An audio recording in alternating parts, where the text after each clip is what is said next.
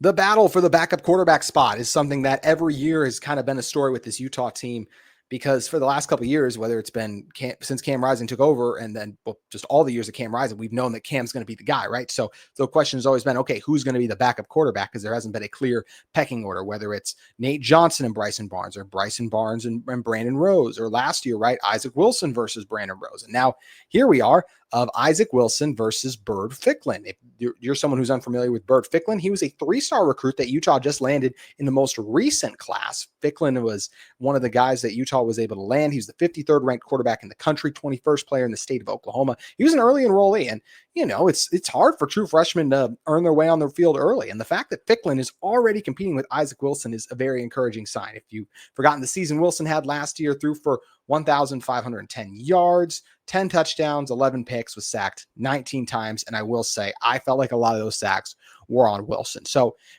I can't sit here and say, like, based on what we saw from Wilson last year, that I feel great about the backup quarterback spot. He did have that really nice throw. I know that blew up on social media where he found, I think it was Larry Simmons, but that's also in practice where the quarterback can't be touched. And the biggest thing with Wilson he struggled with last season was when he was under duress.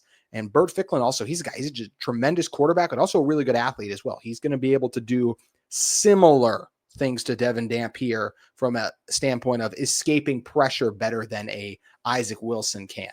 But he's also a true freshman, so he's nowhere near the quarterback, the passer that Devon Dampier is. Ficklin is just a guy who he's obviously impressed a lot of people already, and he looked very good in the spring game too. But, Witt said that Isaac's had a very good fall camp, so I do find that encouraging.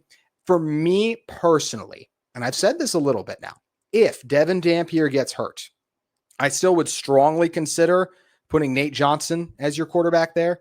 Some of you may be like, oh, we weren't good when we had Nate Johnson at quarterback last time. Yeah, but they weren't very good when they had Isaac Wilson there either last year. So Nate has a lot more just experience, and Nate's athleticism is something that he's one of the fastest players on this roster. So he is going to be a threat every time the ball in his hands. I'd love to see if Utah could experiment with some kind of just almost like Army style offense where it's just like, we're going to run the ball. We have like Nate Johnson and like Wayshawn Parker and maybe getting Rodgers in there as well too. Just doing some wild things and just trying to overwhelm teams with an offensive line. Like that would almost be my preference. But if they feel like Wilson is ready, I do trust Jason Beck and this staff to put the Utah offense in the best position to succeed. So I will trust them if they put Isaac Wilson out there. That trust can be taken away very quickly if he's out there and he hasn't improved. But I do believe that he's had a good fall camp so far. He had a very good camp last year too. Wilson, let's not forget, Rose was the backup quarterback leaving spring ball. And then Wilson had started to take that job right as Rose got the injury that left him out for most of last season anyways too. So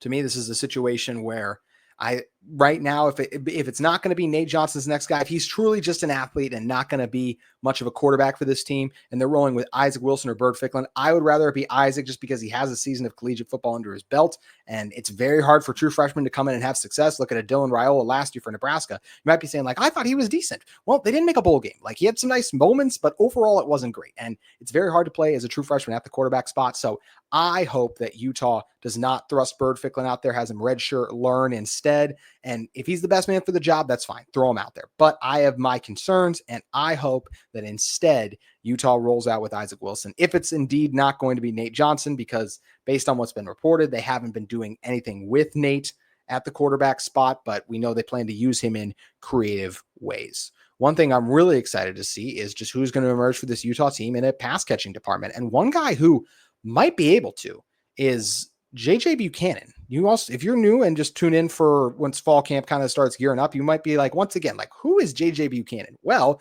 JJ Buchanan is another early enrollee, a 6'4". He's listed at 208 on the bio. I think Fred Whittingham Jr. the other day said he was up to more closer to like either 215 or 225. I know there's a large difference between 10 pounds. I can't remember which one off the top of my head, but the freshman tight end is a guy who was an early enrollee. He was a 4-star prospect, rated the number 4th player out of Nevada. He was a do-it-all type of player, right? This is a guy who had 688 receiving yards on 38 catches and 3 touchdowns as a junior.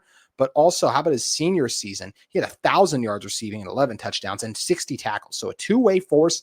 I thought he was going to redshirt this season. Fred Whittingham Jr. mentioned him being a special teams guy for Utah, though, maybe too. But the fact that he's impressing so far is, I'll just say remarkable. I mean, the fact that he has just got up, they moved him to tight end, and he's already got a chance to play right away is a huge credit and a compliment to his skill set too. So I take that as a very encouraging sign that he is already like earning some praise from Kyle Whittingham for making some plays and doing some things out there. Utah tight ends room is wide open. We did a show on it earlier this week. They're actually still waiting on some eligibility things from Josiah Jefferson. So we'll see if he ends up being able to play this fall, or maybe he ends up having to sit out in red shirt. But outside of him, like how much Lander Barton are we going to see on offense, which we did talk about Lander and Smith. So we'll discuss that momentarily too. Otto Tia is a guy 500 yards last year, Utah State as a receiver, but didn't have the best spring. Hunter Andrews is making the transition over to tight end. I like what we saw from the spring game, but that was a very small and limited sample. And then you have the traditional tight end and Dallin Bentley, but JJ Buchanan is the one who earned the rave reviews today. So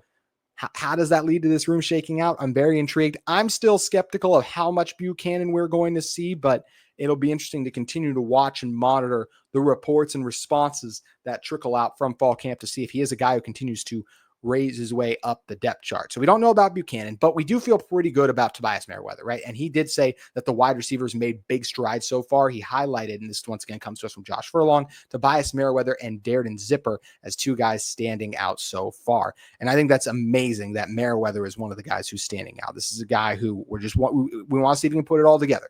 At Notre Dame and Cal, injuries and inconsistencies when he was healthy plagued him. But last year was mostly injuries, and it felt like he was going to be one of the top guys for Cal. This is a former 4-star recruit, so he has sky-high potential for what he can be.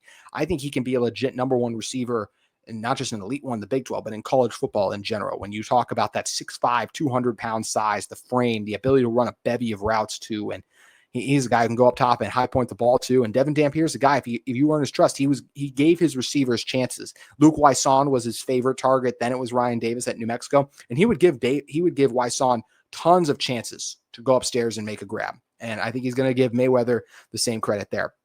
Love seeing Darren Zipper as a guy who's been able to stand out and make some things happen too. He's a guy we didn't get to see a ton of last year, right? Just 8 catches, 122 yards, 15 yards per catch. But he did have moments where it was like, okay, you can see starting to put it all together. And it was also like, let's just be real, right? It was very difficult to make plays in this Utah offense because the passing attack last year was dreadful.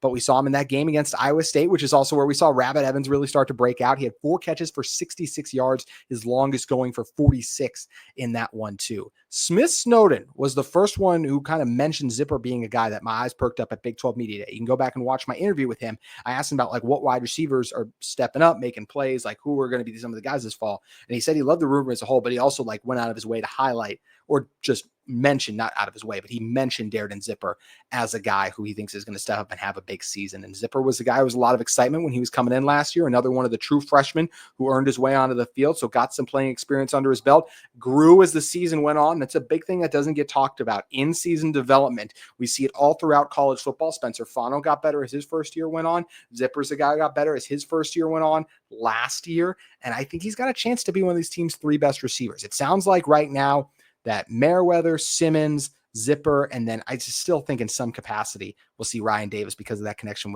with Devon Dampier make his way into this. But encouraged that some pass catching options are starting to emerge for this Utah football team. Speaking of starting to emerge, Utah has a few guys starting to emerge in their cornerback room. Josh Furlong reported that Whittingham said 3 or 4 guys in the mix in the corner spot opposite Scooby Davis. Said Jackson Benny has been doing well enough at the nickel that Smith Snowden is getting more work at corner, but he remains the starter at the nickel. Utah did a really good job of retooling the corner spot. There is no one in that room to me on an outside corner level. I think the best corner Utah has in total would have been Smith Snowden this year. But I think their best outside corner was Cameron Calhoun. Unfortunately, he hit the transfer portal, of course, and is now with the Alabama Crimson Tide. But Utah landed an Auburn transfer. They had, I just forgot, I think it's a Furman transfer they landed too, but they got another community college edition there as well. And then I've been talking about Blake Cotton for a very long time, the UC Davis transfer who started 3 years in the Big Sky. I think that he is going to be the guy who ends up claiming that other spot. But the fact that Utah has so many bodies there, I think is big because number one, there's almost always injuries that occur at those defensive back spots. I mean, you look at a couple years ago, right? It wasn't Miles Battle. I think there was, last year.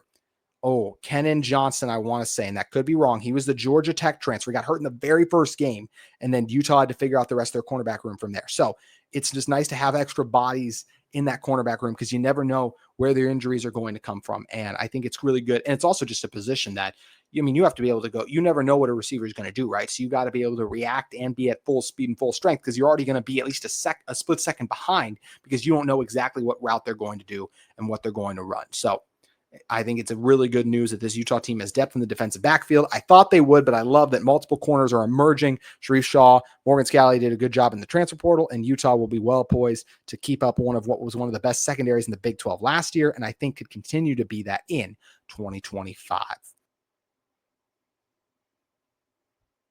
Today's episode of Locked On Utes is brought to you by our friends at FanDuel Sportsbook. Summer sports are in full swing, and whether you're all about baseball under the lights, golf on the green, or high-stakes soccer action, FanDuel is the best way to make the games even more exciting.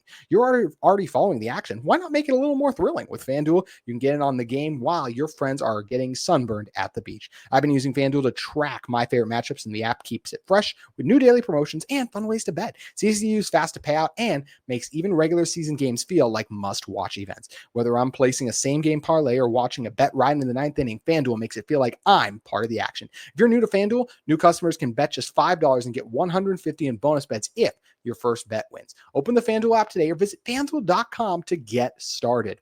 FanDuel Sportsbook has you covered for football season 2, NFL, college football, whatever action you're feeling, you can find it at FanDuel today. That's going to do it on today's edition of Locked On Utes. Greatly appreciate all of you who listen to the very end of this show. Leave your thoughts and comments down below. What do you still need to see from this Utah football team? How are you feeling about the season? Would love to see some record predictions too. That's something I'm going to be talking about soon coming up on one of my shows. But thank you again for making Locked On Utes your first listen and view of the day. If you're in the market for a second listen, Locked On College Football, any of our Locked On shows have you covered as it pertains to all things fall camp related. Camp Kyle will continue to roll on, and we will continue to roll on covering the Utah Utes every single day. Also, for those of you that are listening to the end, I want to just throw this out in a reminder. Some of you might have noticed, we will have an episode every single day dropping until Utah football plays a game. So make sure you tune in to Locked On Utes because the content does not stop as Utah football does not stop their preparations for the 2025 season. We hope to see you again tomorrow.